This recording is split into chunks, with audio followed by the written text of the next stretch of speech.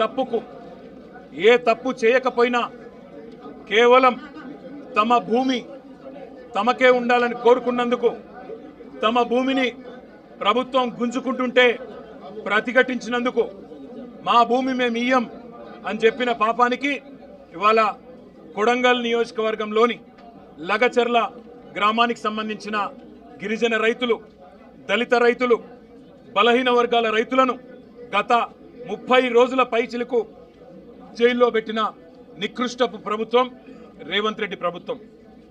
ఎంత అప్రజాస్వామికంగా అంటే తమ భూములు తాము ఇవ్వము అంటే వారి మీద కేసులు పెట్టడమే కాకుండా వారిని 3rd డిగ్రీ టార్చర్ కూడా పోలీస్ కస్టడీలో గురి చేసినారు. అక్కడ ఉండే ఎస్పీ గారికి వీడియో కాల్ చేసి వాళ్ళని కొడుతుంటే ఆయన అక్కడ తిరుపతి రెడ్డి గారు, ఎస్పీ గారు చూసి ఆనందించేలాగా కరెంటు షాకులు పెట్టి 3rd డిగ్రీ టార్చర్ చేసి వాళ్ళని హింస పెట్టింది రేవంత్ రెడ్డి ప్రభుత్వం. ఎంత నికృష్టమైన ప్రభుత్వం అంటే ముఖ్యమంత్రి సొంత నియోజకవర్గంలో రైతులు 35 రోజులుగా జైళ్లలో ఉంటే అది సబ్జెక్ట్ కాదట, అది చర్చనీయాంశం కాదట. కానీ పర్యాటక రంగానికి సంబంధించి చర్చ పెడతానంటున్న సన్నాసి రేవంత్ రెడ్డిని నేను అడుగుతా ఉన్నా, నీకు మనసుందా? నీకు హృదయం ఉందా? నీ నియోజకవర్గంలో నిన్ను ఓటేసి గెలిపించిన ప్రజలు, నిన్ను ఓటేసి ముఖ్యమంత్రిని చేసిన ప్రజలు జైళ్లలో ఉంటే సిగ్గు లేకుండా పర్యాటక శాఖకు సంబంధించి నేనేదో చేస్తాను, పాలసీ పెడతానంటూ ముందుకొస్తున్నావే, సిగ్గుందా అని అడుగుతా ఉన్నా. అయినా నీ ప్రభుత్వం వచ్చిన తర్వాత 2 రకాల పర్యాటకం కొనసాగుతున్నది. ఒకటేమో ఢిల్లీ పర్యాటకం, ఎక్కే విమానం దిగే విమానం తప్ప ₹1 కూడా వచ్చింది లేదు. సంవత్సర కాలంగా ముఖ్యమంత్రి 30 సార్లు ఢిల్లీ పోయినాడు, మంత్రులు 70 సార్లు పోయినారు. కానీ 100 సార్లు పోయినా 100 పైసలు కూడా తెలంగాణకు తేలేని సన్నాసులు ఈ కాంగ్రెస్ ప్రభుత్వం వాళ్ళు. అదే మాదిరిగా రెండో పర్యాటకం బాగా ఉంది, అభివృద్ధి చెందుతున్నది అంటే జైళ్ల పర్యాటకం. ఎవరు ఈయన మీద మాట్లాడితే వాళ్ళని జైల్లో పెట్టాలా. ఒకవైపు మీరు చూస్తూ ఉన్నారు కొడంగల్ రైతులు జైల్లో 35 రోజులుగా. అదే మాదిరిగా సోషల్ మీడియాలో ఎవరైనా పోస్ట్ పెడితే జైలు. ఆఖరికి ఎల్ఎన్టీ లాంటి ప్రముఖ సంస్థ, అంతర్జాతీయ సంస్థ, దాని CFO ఒక్క మాట అంటే మీ ఫ్రీ బస్ వల్ల మా రైడర్షిప్ తగ్గింది అంటే నిన్ను కూడా జైలుకు పంపుతాననే ఒక నియంతృత్వ పోకడ ఏదైతే ముఖ్యమంత్రి రేవంత్ రెడ్డి పోతా ఉన్నాడో ఆయనకు ఒకటే చెప్తా ఉన్నాం. ఇవాళ గిరిజన రైతులు ఎవరైతే కొడంగల్ రైతులు, కొడంగల్ బిడ్డలు సంగారెడ్డి జైల్లో ఉన్నారో, చెర్లపల్లి జైల్లో ఉన్న మా నాయకుడు పట్నం నరేందర్ రెడ్డి, మాకు న్యాయ వ్యవస్థ మీద నమ్మకం ఉంది, న్యాయం లభిస్తుంది. మేము శాసనసభ వేదికగా ముఖ్యమంత్రిని ఒకటే అడుగుతున్నాం, నీ అయ్య జాగీరా తెలంగాణ, నీ అయ్య జాగీరా కొడంగల్, భూమి ఇయ్యా, నా సొంత భూమి నేను ఇయ్యా అంటే జైల్లో పెట్టేందుకు ఎవరు నువ్వు? నియంతవా, రారాజువా, చక్రవర్తివా? ఏమనుకుంటున్నావు నీకు నువ్వు? ప్రజాస్వామ్యంలో అత్యున్నత వేదిక శాసనసభ. ఆ శాసనసభలో చర్చ పెట్టమంటే దమ్ము లేక పారిపోయిన దద్దమ్మ రేవంత్ రెడ్డి. అందుకే నేను అంటా ఉన్నా, నువ్వు ఏ ప్రయత్నాలు చేసినా, ఎన్ని కుయుక్తులు పన్నినా ఆ రైతుల తరపున కొట్లాడుతూనే ఉంటాం. ఈరోజు ఒక రూపంలో వచ్చినాం, రేపు ఇంకో రూపంలో వస్తాం. తప్పకుండా నేను ఎండగడతాం. మొన్న ఇక్కడికి మేము నీ అదానితో నీ దోస్తీని ఎండగడుతూ టీ-షర్ట్లు వేసుకొని వస్తే శాసనసభలో అడుగు పెట్టనీయలేదు. ఇవాళ లగచర్లలో జరిగిన దాని మీద చర్చ పెడదాం రండి. ఈ అర్ధరాత్రి అరాచకాలు ఏంది? ఎందుకు ఆ గిరిజన ఆడబిడ్డలను దౌర్జన్యం చేసి భయపెట్టే ప్రయత్నం చేస్తున్నావు?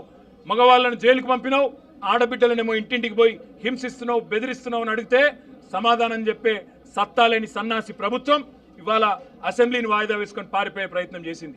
మేము మీ ద్వారా, గౌరవ మీడియా మిత్రుల ద్వారా కూడా రాష్ట్ర ప్రజానికానికి, ముఖ్యంగా కొడంగల్ ప్రజలకి మేము ఒకటే చెప్పదలుచుకున్నాం, మీ తరపున మేమున్నాం, మీ తరపున కేసీఆర్ గారు ఉన్నారు. ఎన్ని రకాల శోభ పెట్టే ప్రయత్నం రేవంత్ రెడ్డి ప్రభుత్వం చేసినా తప్పకుండా మీకు అండగా నిలబడతాం. ఇవాళ కేవలం జైళ్లలో పెట్టడమే కాదు, అరాచకం చేస్తూ ఉన్నారు. ఈ రోజు కూడా లగచర్లలో ఫార్మా విలేజ్ అనే ప్రతిపాదనను వెనుకకు తీసుకున్నట్టుగా తీసుకొని మరొక వైపు పారిశ్రామిక కారిడార్ పేరిట భూములు గుంజుకునే ప్రయత్నం చేస్తూ ఉన్నారు. అక్కడ ఉండే కుటుంబ సభ్యులను, రైతుల కుటుంబ సభ్యులను బెదిరించే ప్రయత్నం చేస్తూ ఉన్నారు. ఇంకా కొంతమంది ఎవరైతే పరారీలో ఉన్నారో వారిని ఇంకా కూడా వేధిస్తూ ఉన్నారు, వారి కుటుంబ సభ్యులను బెదిరిస్తూ ఉన్నారు. ఈ రాష్ట్రంలో జరుగుతున్నది ఒక ప్రజాస్వామ్య ప్రభుత్వమా లేక ఒక నియంత ప్రభుత్వమా, ఒక అరాచక ప్రభుత్వమా అనేది మేము అడుగుతా ఉన్నాం. శాసనసభ వేదికగా తప్పకుండా ఈ ప్రభుత్వాన్ని నిలదీస్తాం. నిజాలు బయటికి వచ్చేంత వరకు ఈ లగచర్ల ఎందుకు జరిగింది, అసలు అనుముల తిరుపతి రెడ్డి కనుసన్నల్లో అక్కడ పోలీసులు ఎందుకు నడుస్తున్నారు? అనుముల తిరుపతి రెడ్డి కనుసన్నల్లో అక్కడ అధికారులు ఎందుకు పనిచేస్తున్నారు? ఒక రాజ్యాంగేతర శక్తిగా రేవంత్ రెడ్డి అన్న అనుముల తిరుపతి రెడ్డి అక్కడ ఎట్లా ఊరేగుతున్నాడు 200 మంది పోలీసులను పెట్టుకునే విషయాన్ని రాష్ట్ర ప్రజల దృష్టికి తప్పకుండా తీసుకొస్తాం. కొడంగల్ రైతన్నలకు, కొడంగల్ గిరిజన బిడ్డలకు మేము ఒకటే విజ్ఞప్తి చేస్తా ఉన్నాం. న్యాయస్థానం మీద తప్పకుండా మనందరికీ విశ్వాసం ఉంది, న్యాయం లభిస్తుంది. ఇప్పటికే మీరు 35 రోజులు శిక్ష అనుభవించినారు, మీకు తప్పకుండా న్యాయం లభిస్తుంది, మీరు భయపడవద్దు. కేవలం కొడంగల్ ఒకటే కాదు, ఇవాళ మా జహీరాబాద్ ఎమ్మెల్యే మాణిక్రావు గారు చెప్తా ఉన్నారు, అక్కడ న్యాల్కల్లో కూడా గొడవ జరుగుతూ ఉంది. అక్కడ కూడా రైతులు మేము భూములు ఇవ్వమంటున్నారు, కానీ అక్కడ కూడా బలవంతంగా గుంజుకునే ప్రయత్నం జరుగుతూ ఉంది. అసలు ఈ పరిస్థితి ఎందుకు వచ్చింది? ప్రభుత్వం ఆలోచన చేసుకోవాలి. 14,000 ఎకరాలు గత ప్రభుత్వం సేకరించి పెడితే దాన్ని రద్దు చేసి తిరిగి రైతులకు ఇస్తామని చెప్పింది మీరు. ఫార్మాసిటీ వద్దని చెప్పింది మీరు. ఫార్మాసిటీ రద్దు చేస్తున్నాం, రైతులకు భూములు ఇస్తాం అని ఆనాడు కందుకూరులో, యాచారంలో తిరిగి చెప్పింది మీరు. ఇవాళ ఇటు హైకోర్టును మోసం చేస్తున్నారు, అటు రైతులను మోసం చేస్తున్నారు, జైళ్లలో పెట్టి వారి కుటుంబ సభ్యులను బెదిరించే అప్రజాస్వామిక పనులు చేస్తూ ఉన్నారు. తప్పకుండా మీ భరతం రాష్ట్ర ప్రజలు పడతారు, ముఖ్యంగా రాష్ట్ర రైతులు పడతారు. అప్పటిదాకా తప్పకుండా మీ తరపున బీఆర్ఎస్ పార్టీ పోరాడుతూనే ఉంటుంది. వీళ్లకు రైతులకు జరిగిన అన్యాయాన్ని సరిదిద్దేదాకా, పెట్టిన అక్రమ కేసులు ఉపసంహరించుకునేదాకా, రైతులకు బేషరతుగా ముఖ్యమంత్రికి క్షమాపణ చెప్పి వదిలేదాకా, జైలు నుంచి విడుదలయ్యేదాకా వారి తరపున మా పోరాటం కొనసాగుతూనే ఉంటుంది. తప్పకుండా శాసనసభ జరిగినంత కాలం ఈ అంశం మీద రాష్ట్ర ప్రభుత్వాన్ని ఒత్తిడి తెచ్చైనా సరే తప్పకుండా సమాధానం రాబెడతాం. ఇవాళ పారిపోవచ్చు ఒక్కరోజు, రేపటి నుంచి ఎక్కడ పోతారో కూడా చూస్తాం. ఇవాళ మీరు నిజంగా ఒక మాట ఆలోచించండి. ఇంత ముఖ్యమైన సమస్య 40 రోజులుగా రైతులు వారు జైళ్లలో ఉంటే, అందులో ఉన్న 3కి ఆరోగ్య సమస్య వచ్చి, హీరియానాయక్ అనే రైతు గుండెపోటు వచ్చి కంప్లైంట్ చేస్తే ఆయనను హాస్పిటల్కు పోలీస్ బండ్లు తీసుకురావడమే కాకుండా ఎంత అమానవీయంగా, ఎంత క్రూరంగా, ఎంత దుర్మార్గంగా ఈరోజు బేడీలు వేసి ట్రీట్మెంట్ చేస్తున్నారో ఇక్కడ చూడవచ్చని చెప్పి కూడా నేను విజ్ఞప్తి చేస్తా ఉన్నా.